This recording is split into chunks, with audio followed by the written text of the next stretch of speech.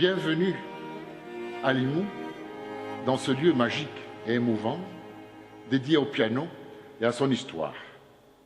Ce lieu est l'expression d'une véritable volonté politique, dans le sens noble du terme. En effet, en 2003, la ville de Limoux et son député-maire Jean-Paul Dupré ont saisi l'opportunité d'installer dans cette église du XIVe siècle, édifiée par les dominicains, de style gothique méridional, l'une des collections de pianos les plus prestigieuses de France et peut-être du monde, mais également d'installer un auditorium aux qualités acoustiques admirables, permettant, durant la période estivale, une vingtaine d'événements musicaux.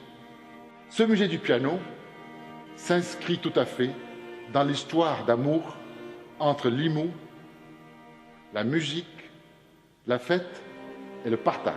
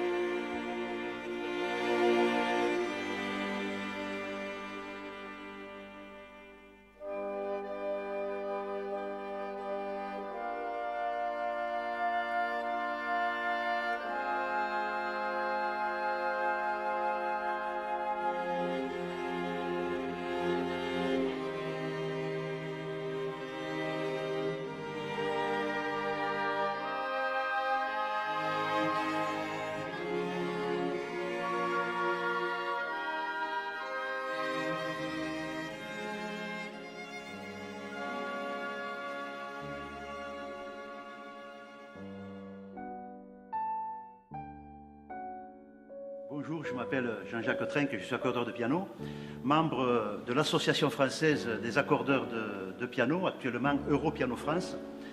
Et j'ai hérité de ce dossier du musée du piano vers la fin du siècle dernier, en 1999. J'ai collecté pas mal de pièces auprès de mes confrères, ce qui fait qu'au niveau de l'inauguration en 2001, il y avait à peu près 50 pianos, actuellement il y en a une centaine. Ces pianos ont été tous donnés. Ils sont représentatifs de leur époque et placés à peu près chronologiquement parlant. Le public, en tout cas, est toujours très intéressé. Le livre d'or en témoigne. La mairie a joué le jeu et a fait pas mal de travaux, dont cet auditorium. Et tout l'été, nous avons pas mal de visiteurs qui ne sont pas essentiellement des musiciens, justement, mais des gens qui apprécient le musée du piano et qui découvrent tous les petits systèmes, toutes les petites choses qui ont été créées au service de la musique. J'espère donc que ce musée durera le plus longtemps possible.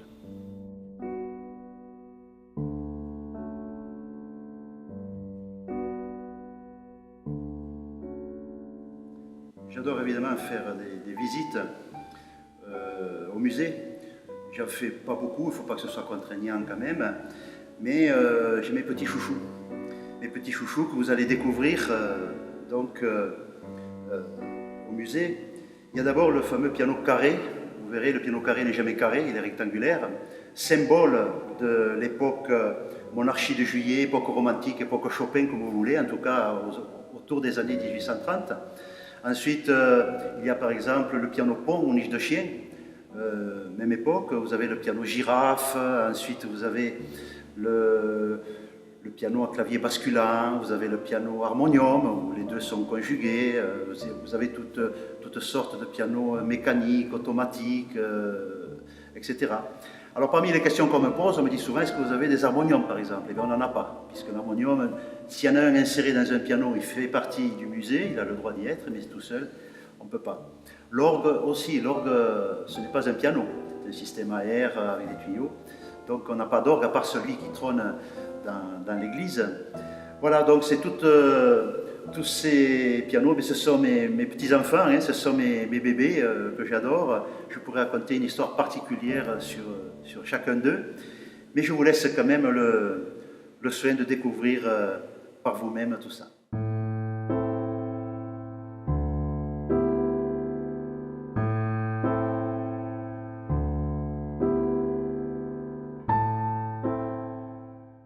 girafe est rigolo comme tout, évidemment. Il se remarque de suite au musée. En fait, il faut considérer que c'est un des premiers pianos droits.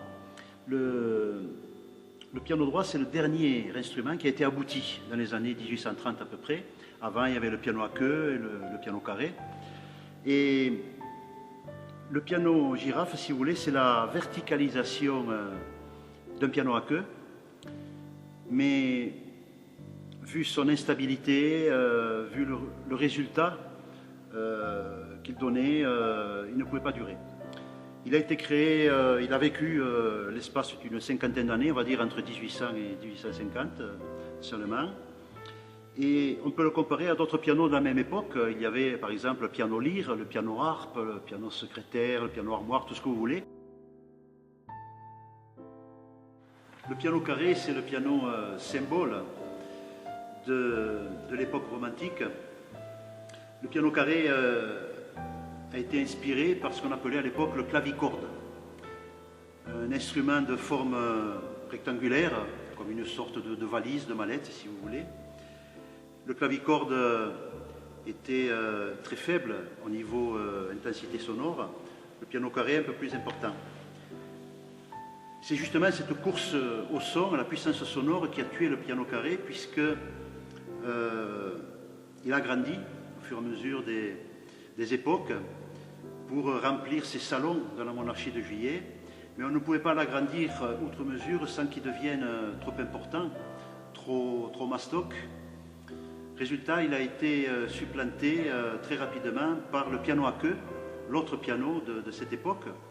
Mais le piano à queue qui a cette forme d'aile, qui lui est inspiré par la forme du clavecin, et qui a une forme autrement élégante, qui fait que le piano à queue, on a pu exagérer, l'agrandir. En voici un bel exemple à côté de moi, sans que cela nuise à l'esthétisme.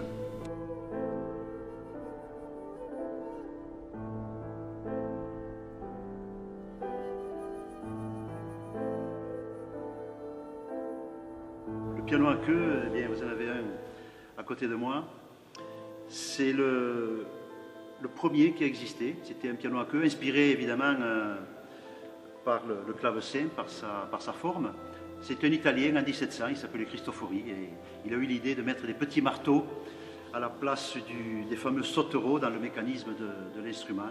Et c'est là qu'il s'est rendu compte que s'il appuyait doucement sur les touches, les petits marteaux frappaient doucement, donc piano en italien. S'il appuyait fort, eh bien, le son sortait forte en italien. Alors le piano à queue, évidemment, a fait son chemin, c'est le roi des instruments actuellement. Nous en avons là aussi pas mal à l'intérieur du musée, de toutes marques. Alors déjà, vous remarquerez une chose, c'est qu'ils sont présentés ouverts, et à l'intérieur, sur les cordes, on voit une planche qui semble casser le son. Et en fait, c'est fait pour ça. C'est fait pour ça, en fonction du répertoire que l'on jouait.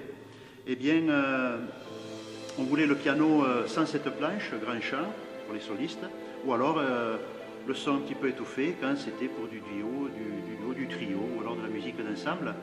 Actuellement, cette planche qu'on appelle fausse table a disparu, mais nous avons des bâtons qui tiennent le couvercle, qui sont double ou triple. On peut les mettre en position basse, moyenne ou haute, comme c'est ici. Le but recherché, c'est exactement le même.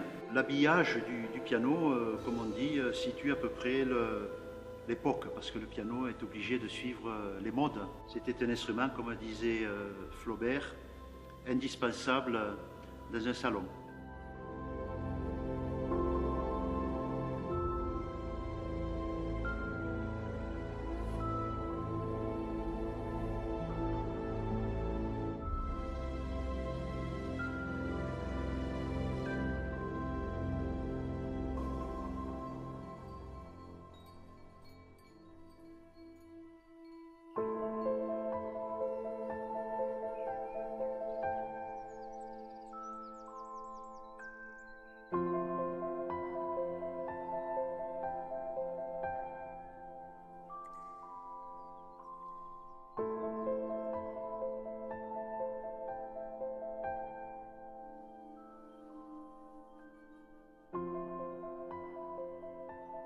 Autre symbole de cette époque romantique de la monarchie de Juillet, c'est le fameux piano droit qu'on appelle piano pont ou niche de chien. Reconnaissable à sa forme, il est avec le piano girafe vraiment l'ancêtre de notre piano droit moderne. Voilà. Pourquoi cette forme? Eh bien, tout simplement un effet de mode, mais à noter surtout la hauteur du piano. Il est très bas, en effet, il ne dépasse pas 1 mètre, 1,5 mètre, tout simplement parce qu'il fallait qu'il soit de la même hauteur que les pianos à queue ou que les pianos carrés de l'époque, parce que le piano était trôné au milieu de la pièce, on ne le mettait pas contre un mur, ce n'était pas pensable, il fallait donc que l'on puisse voir le buste du ou de la pianiste. On a souvent en tête ces gravures de l'époque avec une belle jeune fille, belle robe, qui joue du piano. Voilà, c'était simplement le piano de l'époque. Il faudra attendre donc que ce piano grandisse pour devenir plus puissant, plus sonore et remplir convenablement les salons de musique. Nous avons la chance d'avoir un Neo Bechstein, réalisé, je crois, en 1933, un piano à queue électrique. Nous avons donc la chance d'avoir un des 2 modèles présentés au monde dans un musée. Je crois que l'autre est à Francfort, en Allemagne. C'est un piano donc, dont le son est capté électriquement, avec radio intégré aussi, à lampe. Et c'est un des ancêtres, c'est l'arrière-grand-père de tous nos synthétiseurs modernes, de tous nos pianos électriques qui ornent maintenant nos appartements, qu'on peut jouer au casque. Voilà, il est très intéressant.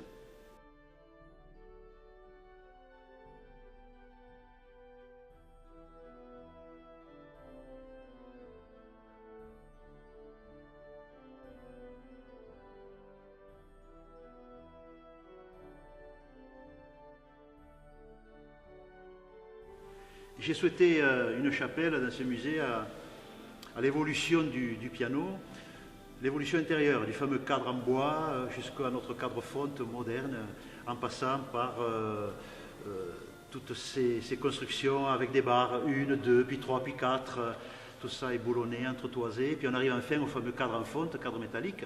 Et au final, nous avons ce piano transparent, revêtu de plexiglas, et on peut voir l'intérieur de notre piano moderne. Alors les gens aiment bien ça. Quant à jouer sur ce piano, c'est peut-être un petit peu déroutant de voir tout ce mécanisme. Mais en fait, c'est un petit peu un symbole des années 80, 1980, car il s'en est fait quelques-uns à cette époque-là. Celui que nous avons là a été fait par M. Bontempi, que beaucoup de musiciens en herbe connaissent, puisque M. Bontempi est un industriel italien qui est connu pour fabriquer des orgues bas de gamme, on va dire, qui se vendent dans les grandes surfaces à Noël. Et cet industriel a fabriqué aussi donc, des pianos sous 2 marques ou 3 différentes. Je suis ici au clavier du roi des instruments. Il s'agit du grand piano de concert, modèle D de chez Steinway. Cet instrument paraît neuf, en fait, il est centenaire. Il a été fabriqué autour des années 20. Il a été restauré et il joue donc à l'occasion des concerts qu'on organise ici tout l'été. Nous avons un deuxième piano de concert, il s'agit d'un Pleyel, à peu près de la même époque. Ce sont 2 sonorités, 2 touchés, 2 âmes différentes et les pianistes peuvent à souhait choisir l'un ou l'autre. Mais quand on leur dit que nous avons un grand Steinway, évidemment, il n'y a pas photo. C'est le piano qui est quand même le plus joué à Limoux. Je vous souhaite maintenant une excellente visite au musée du piano de Limoux.